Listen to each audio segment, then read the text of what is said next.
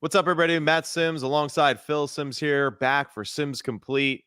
Going to do a review of the Giants Cowboys Thursday Night Football. Big Phil was on the call with Ian Eagle on the Westwood One. Yep. Bob Papa was 2 booths down from you with Carl Banks. Chris Sims was in row 3 opposite of the stadium at the 10-yard line of view on the field there. And I was in the end zone, row 1. Okay. The missus got me tickets. And you know what? And Deirdre, your daughter, was also there too. So the whole Sims family was there. Dee was the only one that didn't get invited last night. So we gotta make sure that we pay her back for that. Or maybe she was actually more relieved that we all left and she was able to hang out by herself.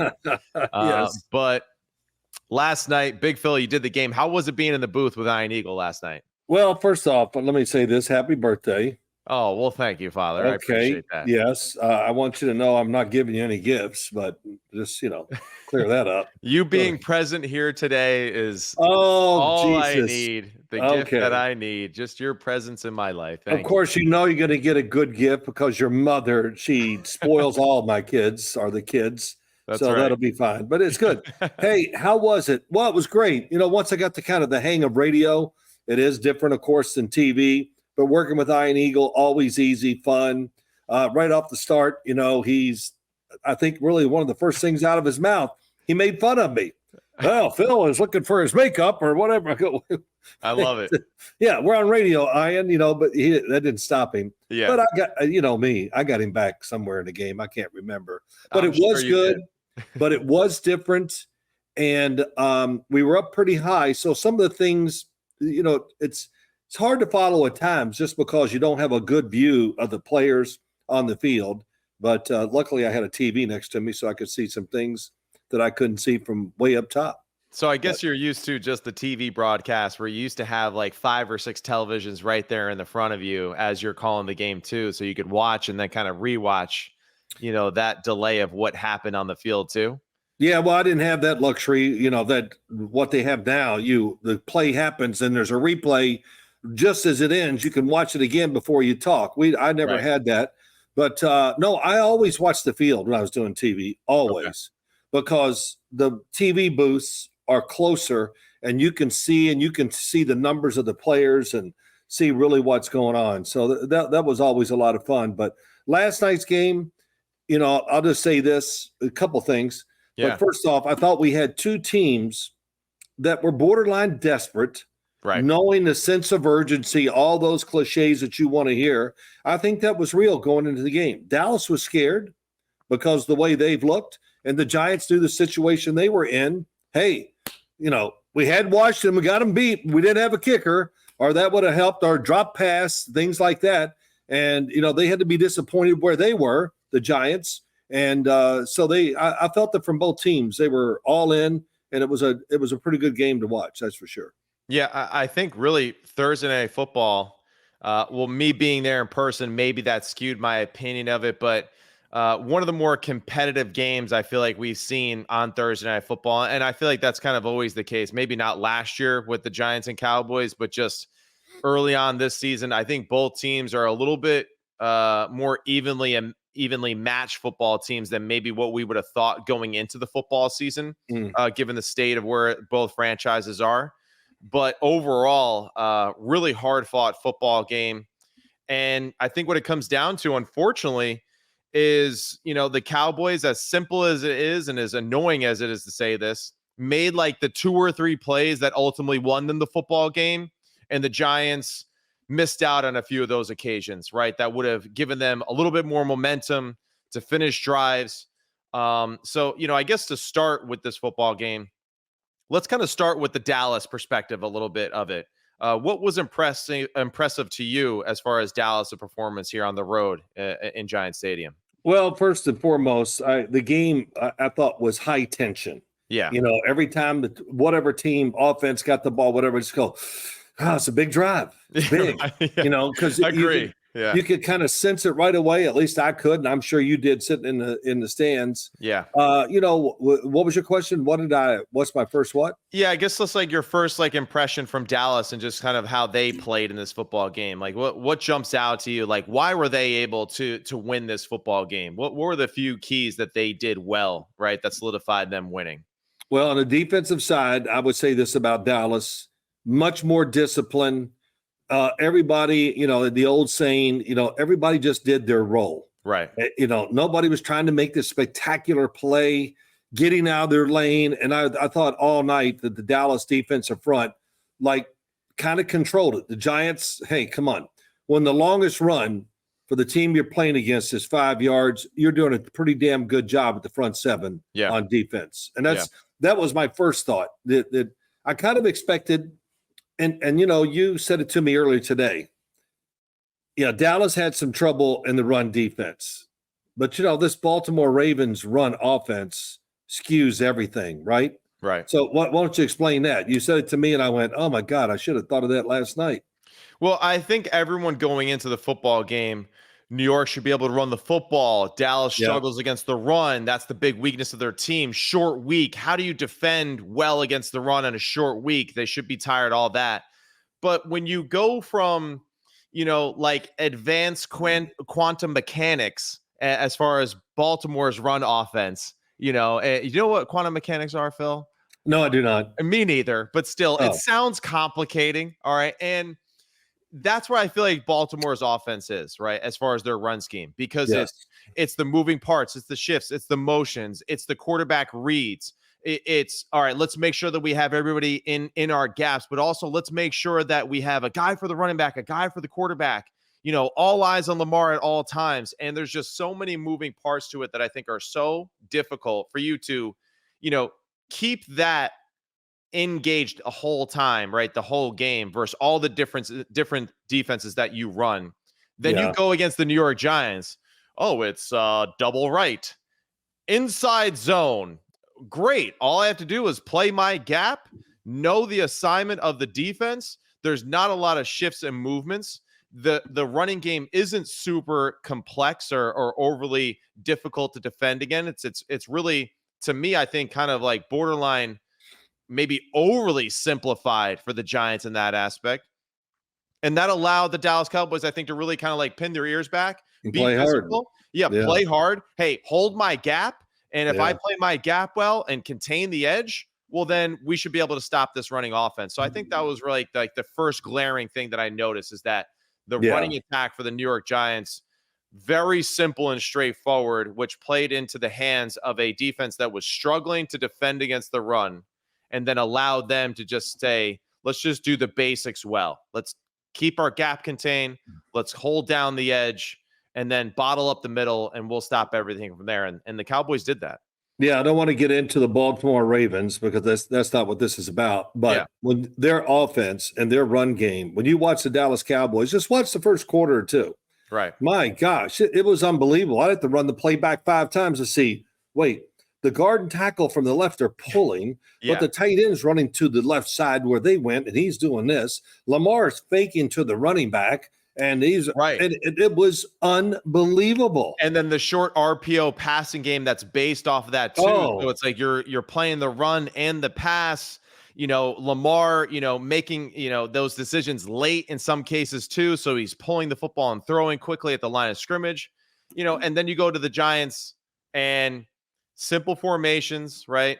Not overly complicated to line up against, right, for the Dallas Cowboys. And really, again, just, hey, don't get pushed back on the double team, right? Don't give up the edge on outside zone. Other than that, that's the extent of the Giants running game right now. So I think that really was very telling early on that the Cowboys were going to be all over the Giants physically from that aspect. Yeah, I think I talked about it very early in the game that I was surprised. The other thing that surprised me too, I really thought, and I talked about it for days, 3 days leading up to the game. Everybody's asked me questions, and I'd studied both teams. I said, man, I got the answers. I mean, I really thought I had it. I thought this game was going to play out exactly the way I was presenting it before the game started. Here's the keys to the game and all that stuff. I just thought the Giants' defensive line was probably going to dominate the game. Yeah. That's what I thought, Right. and you got two rookie starting offensive linemen. The center, Dexter Lawrence, is on the other side, Cooper Beebe. And then, outside we got speed with Kayvon Thibodeau and Brian Burns. They're going against the left tackle, Tyler Guyton, rookie. Yeah. And neither one of those played really well. They all played well. Yeah.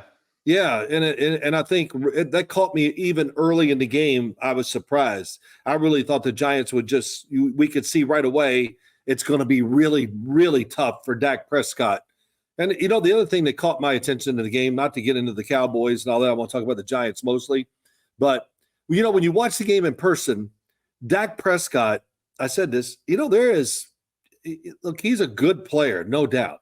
Yeah. But he stands out alone almost when I watch him on the field. Mm-hmm. He's got a presence about him. He's the man, great success. I don't think he really ever gets rattled.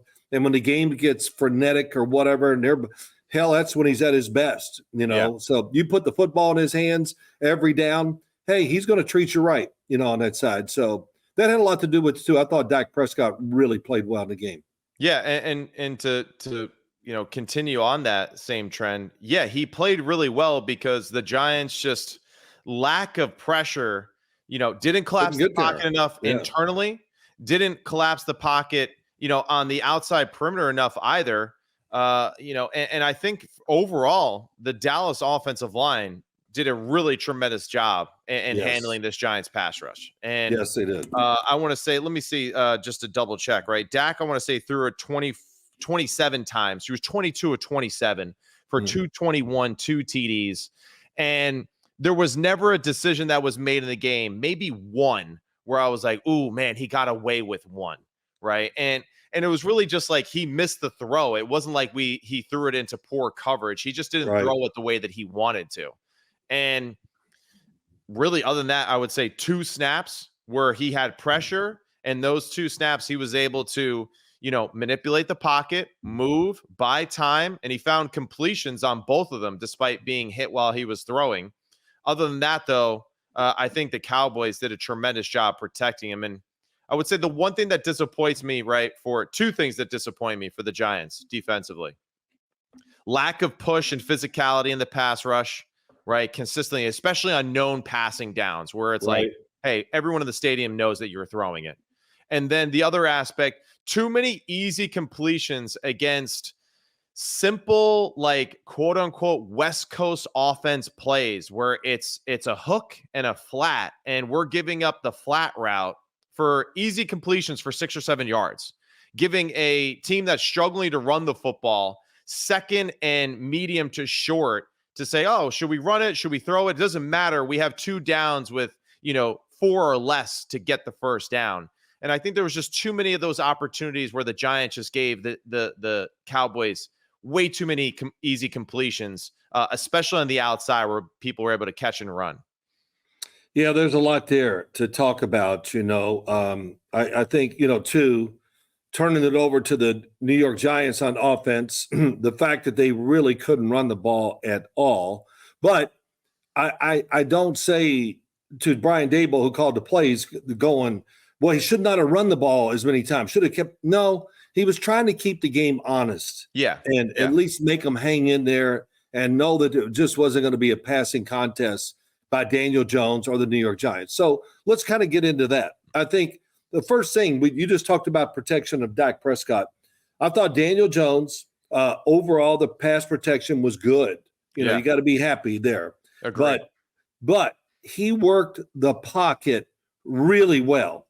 Yes. I mean, there were some pressures and he moved, but never lost sight, stayed in good position to throw, all that, and made some high quality throws. And I mean, overall, I think Daniel Jones played really, really well. And then, of course, and I'm not going to say whatever. I'm watching TV, which I shouldn't do so much, but drinking a cup of coffee, got home really late. And what's it say at the bottom? Should Daniel Jones be benched? I mean, come on. That's why I hate it. It just really bothers me. And I'm sorry it's that way, but it really does. Yeah. Be truthful to the players. Right. That's it. Don't they deserve that? The coaches and players tell it.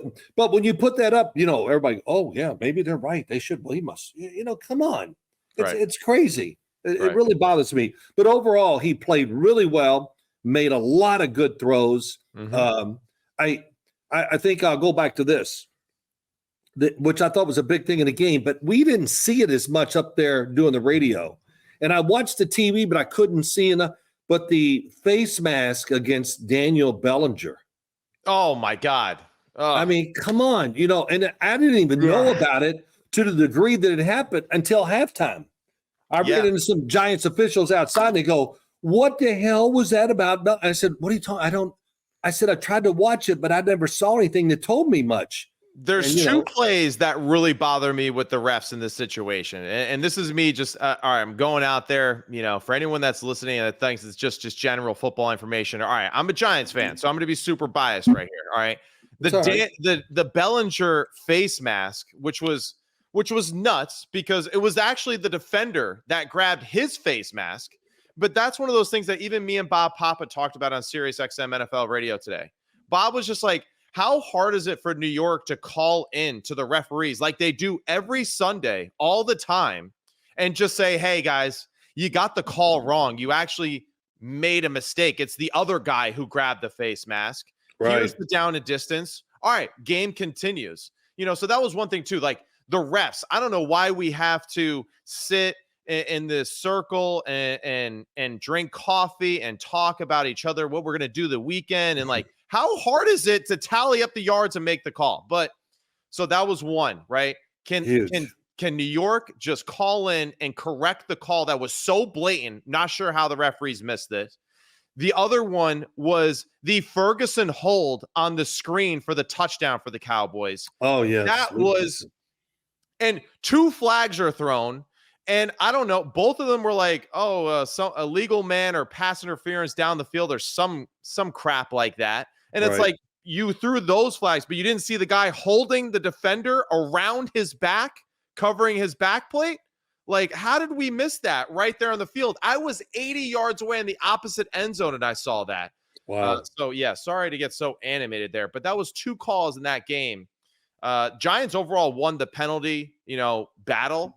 But still, those were two huge ones I thought that really went against the Giants and did not pay them any favors. Yeah, like I said, it was really hard. Sometimes doing it up there and you don't see the game. Maybe like you're just sitting there, you got nothing to think about but watch the game. Right. You know what I mean? So and sometimes it gets distorted when you're doing it, because there's so much that goes on. Yeah. But we saw it and we talked about it, but I didn't know it was just one way.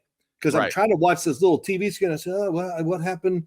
And then, of course, like at halftime, I ran into, like I said, Giant officials, and man, they were beyond upset about it. Oh, and you're right. I mean, is there a rule? I should know this. I don't.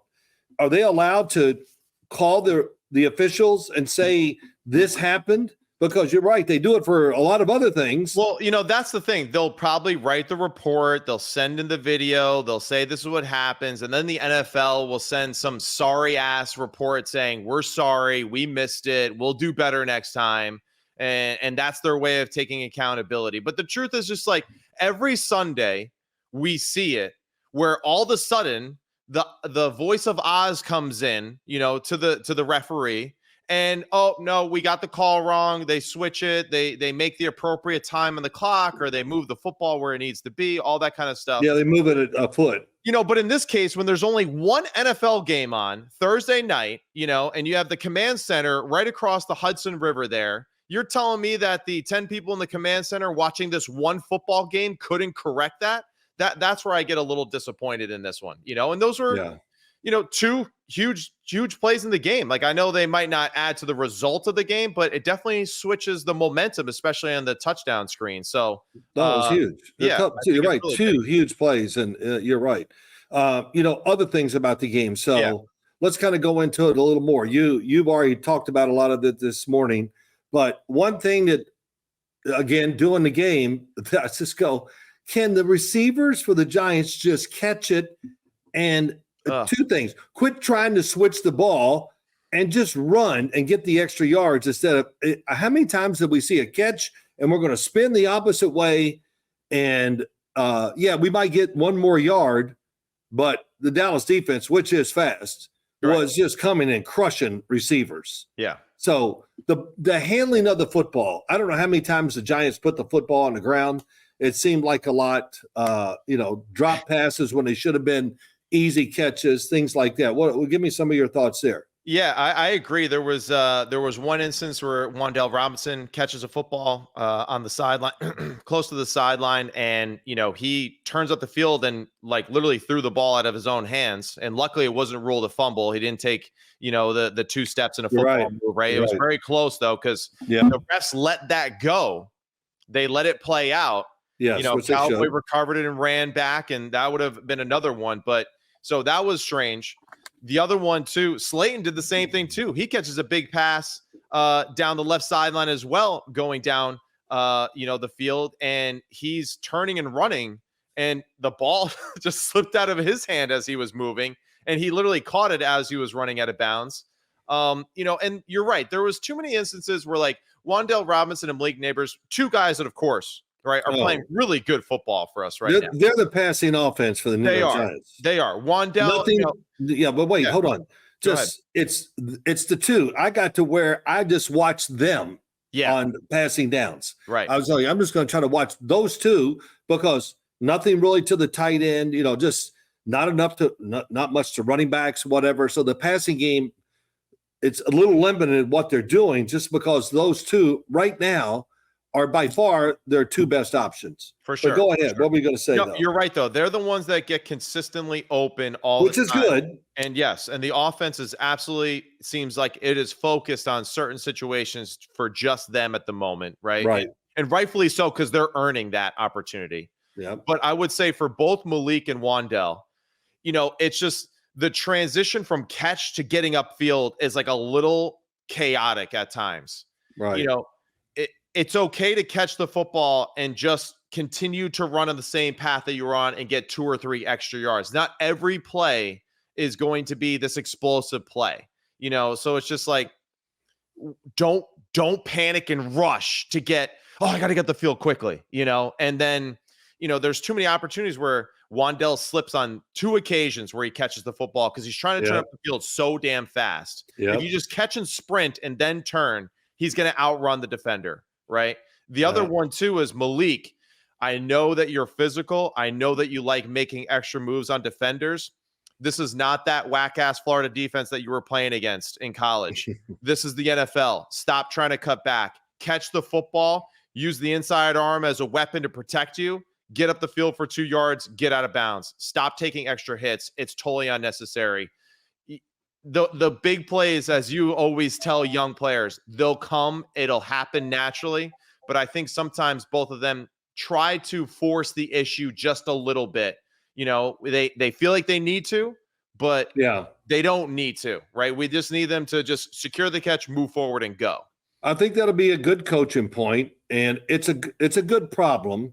At least the effort and all that is all great about them. It is. And I think the Giants, even during training camp, not that anybody told me this, but you can kind of see, man, it's going to be Malik Neighbors, Wan'Dale Robinson, and who's going to be the third? Yeah. You would hope Darius Slayton is, to me, he needs to be the other guy. We need the Giants need, not we, Jalen Hyatt needs to be that next guy. And it's just not working for him right now. And I don't really know why. I mean, he's talented. He's fast. He could be a great addition to the passing offense. But I think last week they targeted him one time against Cleveland. And last night it was even in the game. I don't even know. Was he a scratch? I don't think so. No, he was in the game. I mean, he just for whatever reason, he's just not making that impact yet. Right. In this offense, and Slayton is like this close. Yeah. That close, so that's like what's a little frustrating too. The go ball that was thrown to Slayton, absolutely underthrown, but still, I know that Slayton is talented and good enough to go and get that football. I've seen him do it before. I know that he's capable of that, so that's like one where, man, make that catch for us. But I think the biggest one was the 3rd and 14 where they threw that deep stop route. Right. To the right. toward the right. It's in the end, towards the end zone. Yeah. And, Daniel Jones, hey, that's where quarterbacks, that's where we have to throw the football. We have to throw that football strong and hard to that outside shoulder. And, in the NFL, we expect guys to get out of that cut and to make that play in that position. And again, those drops right there, they're key. They're huge, and the Malik Labor one on the 4th down, that was a tough one. Amazing that he kept his feet in. He bobbed the football on the way down. That's the play that he suffered a concussion. But, again, those 3 or 4 plays where you look back and you're like, if we made these plays, we probably win the football game, Yeah. As I was doing the game towards the end, I just said the Giants need to try to complete one pass in the middle of the field or the sideline just to give themselves one chance to throw a jump ball in the end zone. Yeah. But they never made that play to get themselves where Daniel Jones could easily reach the end zone, and where they were he could not. Yeah. So, I mean, that's big thing strategy-wise, right? We'll talk about that quickly, right? Since you brought it up, is they had no timeouts left. Right. So you have to attack the sideline. Dallas, it looked like for the most part, did a good job of defending the sideline to the point where Daniel didn't want to force the issue before he really needed to. Yeah. But again, that's kind of one of those situations where need to have a play design where you're essentially kind of letting, the whole receiving crew go to the sideline to essentially block for that trail receiver who's catching short into the flat to just get something and get up the field and get out. That would have maybe have helped that situation to throw that Hail Mary ball. Listen, they were definitely taking the outside throws away. Yeah. I watched the pre-snap. I go, oh, no, they were just far enough off to say, if you try to throw it, I think I can make a break and get there. No doubt. That's why I saw both corners looking at it. Yeah. But, even with the time, Matt, you could have thrown the football in the middle of the field, ran up and had time to spike it or whatever with no timeouts and still have one play, instead of trying to use all those plays. So that's just me, and I will say this too. I guess with the theory with maybe 25 seconds left, if you go up there and spike it, you really are in just maybe a potentially 2-down situation. Maybe. Yeah, you might lose it down. Yeah. Yes, you're going to lose it down most likely. Right. But my thinking was it was worth it. Yeah. And too, as we talk about this game, and you've done a great job of seeing it and being clear, it's amazing, even when you announce it, that your recollection of the whole period or scope of the game sometimes can get away from you. You just go, damn, okay, yeah, it's really amazing that way. Yeah. The one thing what I base a lot of my stuff on is my thoughts before the game and studying the teams, which we talked about. And I've been sitting there going, I think I know I said this. I go, man, everything that I said and thought this game was going to be like, I'm wrong on almost every one of them. Right. And, and of course you kind of explained it. Why? That's the NFL though, right? I mean, yeah, it really is. You never know what you're going to get. And you think, I know this is going to be what's going to go on. And, me. And I just sit there late in the third. I said, I don't know when I said it, maybe the fourth quarter. Everything I thought this game, how it was going to turn out, man, it works that way sometimes. That's for sure. Overall, though, I think Daniel Jones played well. I think the biggest thing really for me, my one gripe with Daniel Jones is that if I'm that quarterback room with him, I'm saying, Daniel, when we have go routes, when we have one-on-one opportunities, you got to launch it. Mm-hmm. Stop trying to place the football. Stop trying to drop it in the bucket.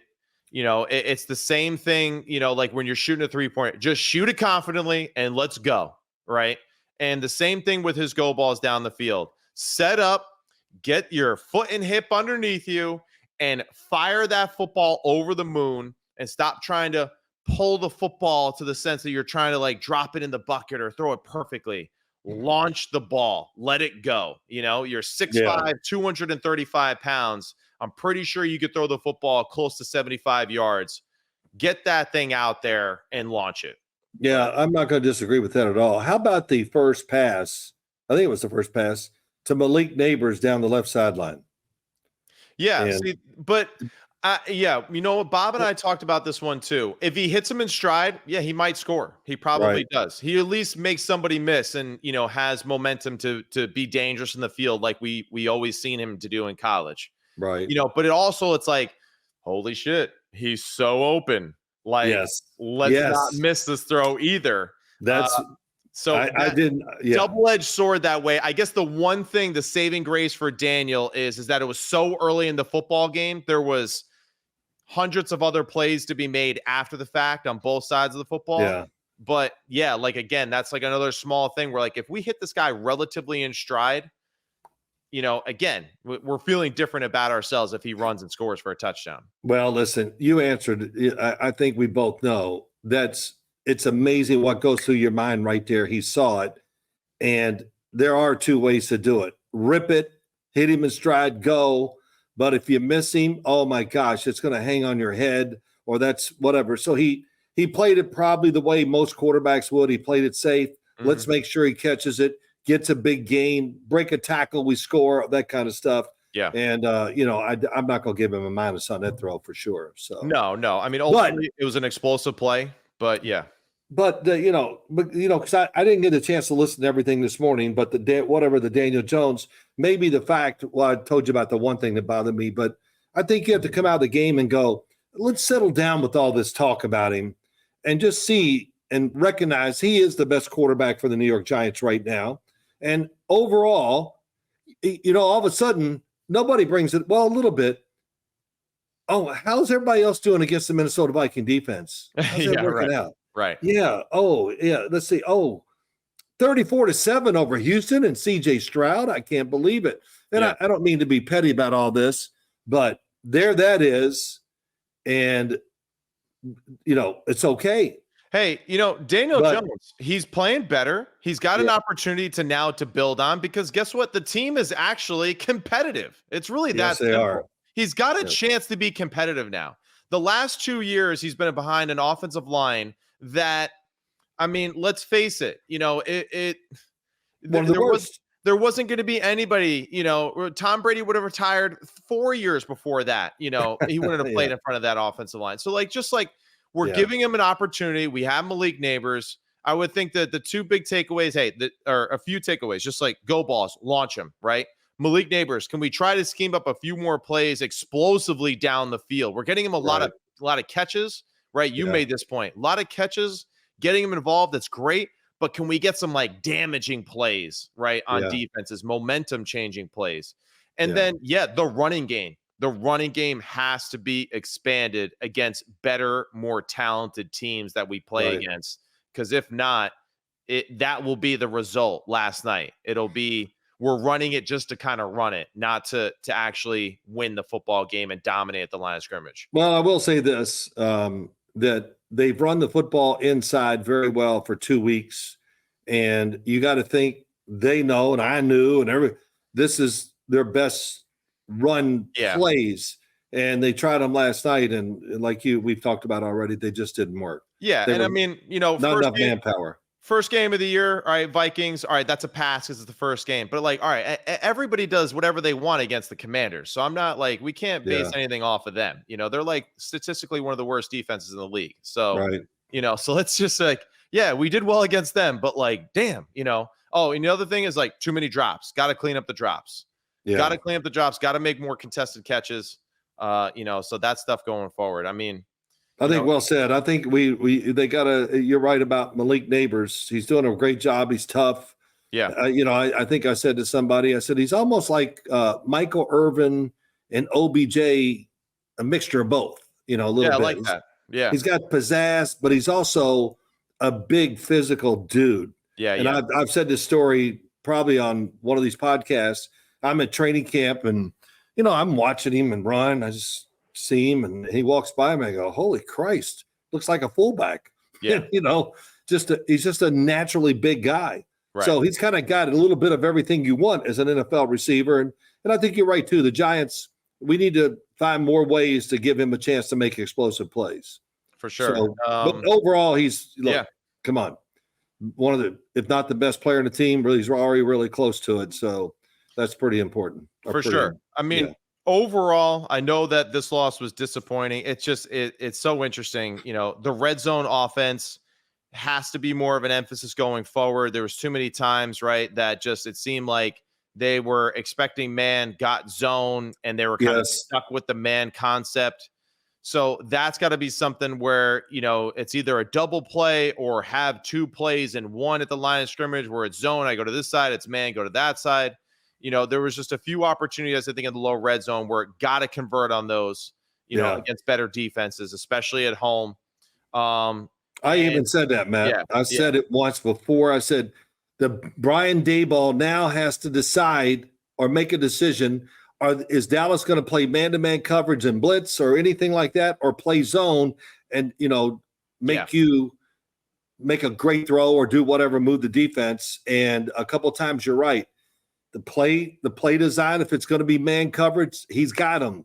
But the Cowboys were playing zone, and the Cowboys did a good job of mixing it up where you never really got a rhythm into what they were going to do on the defensive side. So yeah, agree. The guessing game it's a big deal, and a few times the Giants it's just a luck.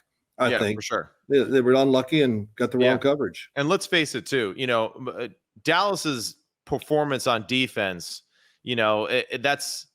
that's an oddity from Mike Zimmer and what he's done for 99% of his career, right? So in theory, Mike Zimmer is one of the better defensive minds in this modern era of football, right? And eventually, a guy like him, hardworking and disciplined like he is, he's going to figure it out. He's going to figure out ways to help his team succeed, right? Right. The one thing too, right, is that Daboll new to play calling again, right? Even though I know he's been the head coach and he's had his fingerprint on the offense, he's I think kind of going through those growing pains again of being the guy, right? And just stacking plays and calling plays and all that stuff too. And, but like with anything, I think with just more of these opportunities, we'll see more from this Giants offense as it goes forward, because we already see a better direction, right? We know where it's going. We see its true north. And I think just with more reps, I think Daboll will right that ship for sure. Yeah, I feel like every game they get a little more, another wrinkle into their offense. I can see it progressing, and you can't change these things overnight. And really they got the talent they got, and that's not going to change this year. I think it really is a big factor. The fact down you talked about the red zone and are you ready to score? The tight ends, they just got to step up. Maybe design them differently. I don't know what you do, but you got to get more people involved in the pass game. And I think they probably will as time goes on. Yeah, so for sure. And listen, the next 4 games, listen to this for the Giants. Oh, Seattle's next. That's all I know. At the Seahawks. Yeah. Bengals. Home against the Eagles. And then at Pittsburgh.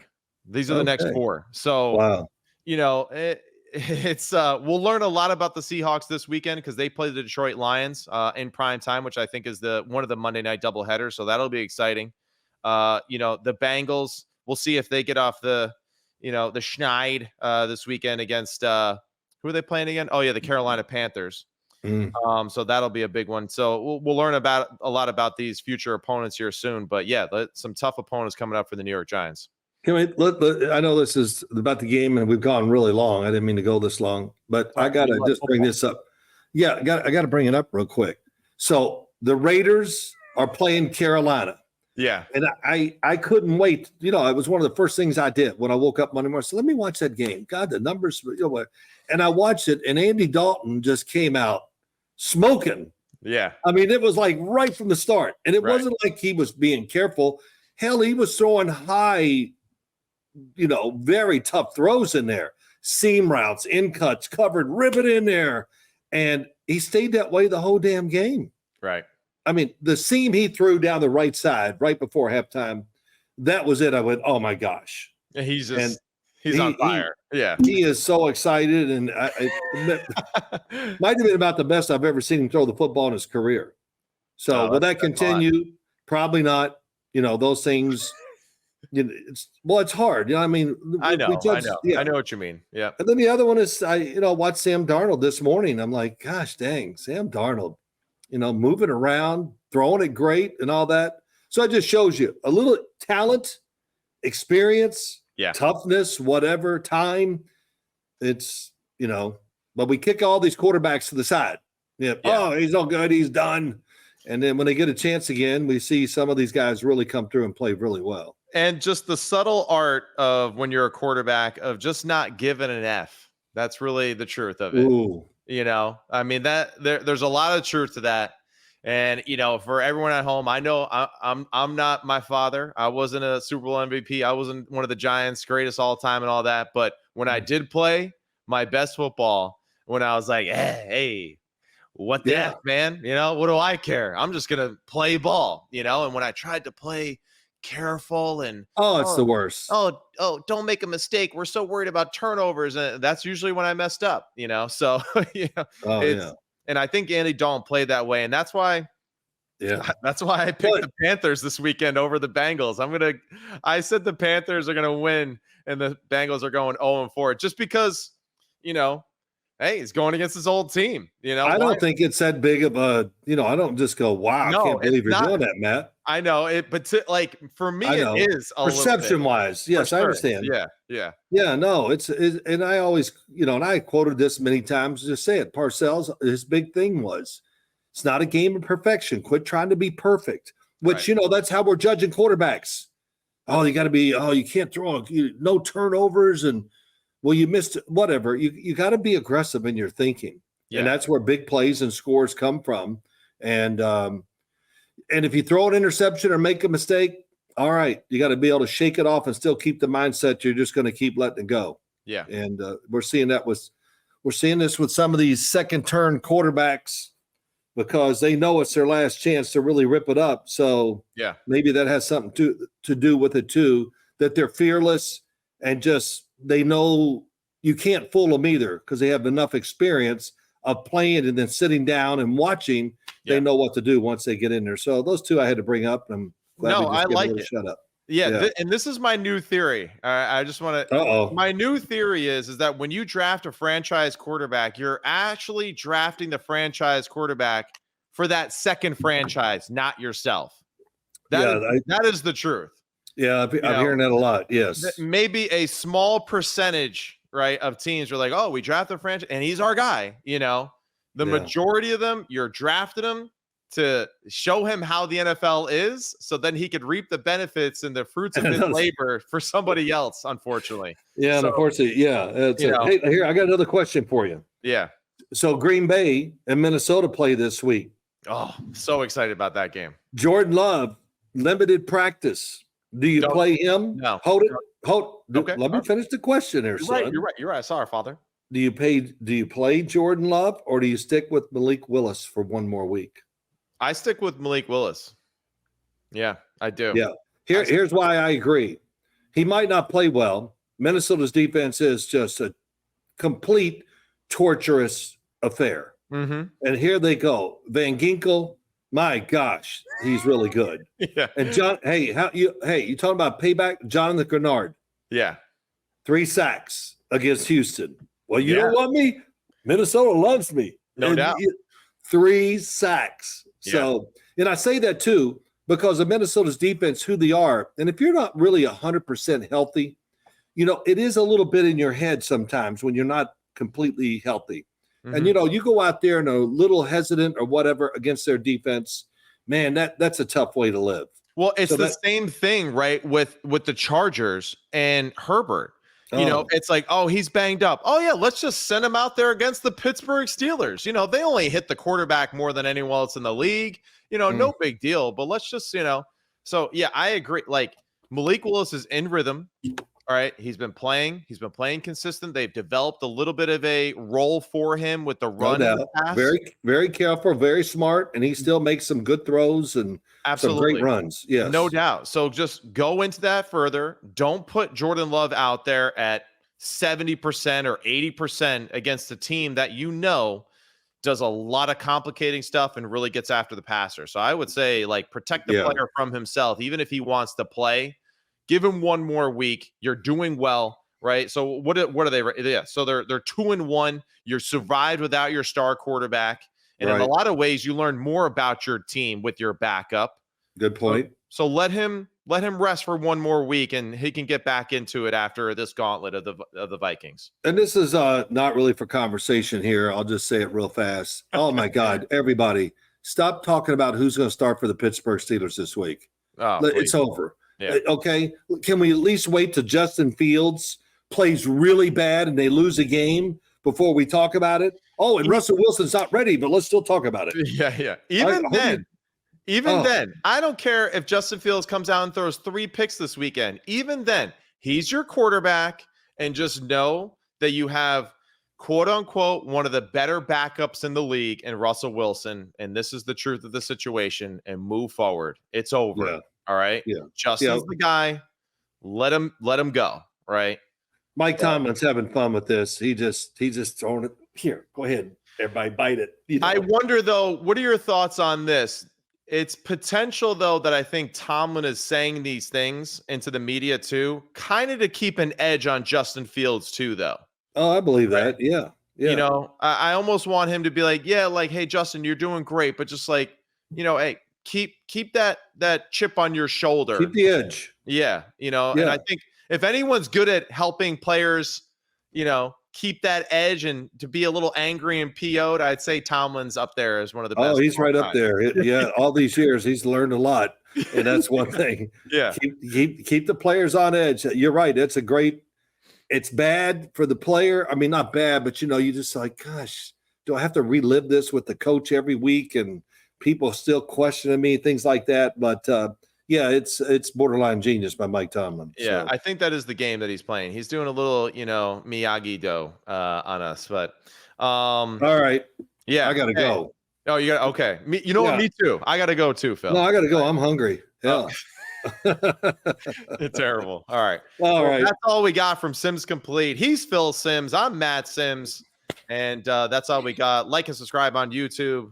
Follow us, give us a rating, a review, whatever. I don't know. Do whatever you got to do. All right. Find us on Sims Complete and Phil Sims. There you go. On social media. Hey, next time. Way to sell it. That was really good, son. Yes, hey, Phil, you the man. Like I said, I'm Phil Sims. He's Matt Sims. Wait, it's the opposite. No, I'm just kidding. All right. See ya. Yeah, you're in my damn office too. So we'll get into that later. You are such a nerd. Let it go, bro.